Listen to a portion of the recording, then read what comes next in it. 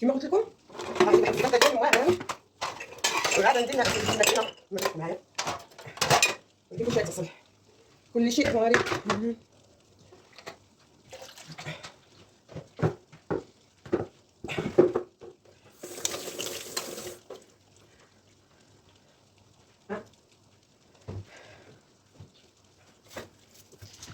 انا اللي غنوصي البنات وصيتي ليكم قراو قرايتكم والله، قراو القرايه مهمه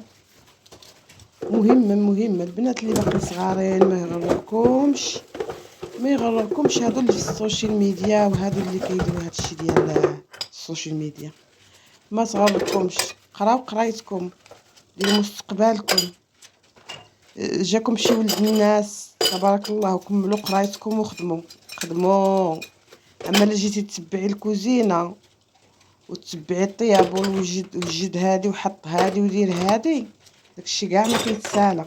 اي والله انا نصيحتي لنصح البنات الشابات اللي طالعين، عندكم تغركم هذيك اللي مجوجه وجالسه في الدار راه مقابله غير الكوزينه والطياب، حتى كتلقى راسها مسكينه كبرات وبقات حشيه في الكوزينه وطيب وتحط وتوجد لهم وتعطيهم ياكلوا.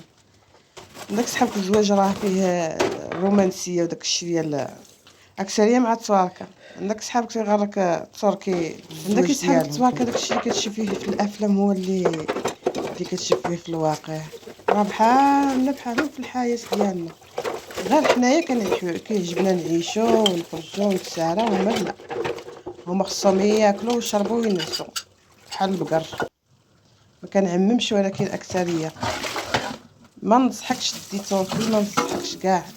الا صار بغيتي تجوجي سيري تجوجي في اوروبا.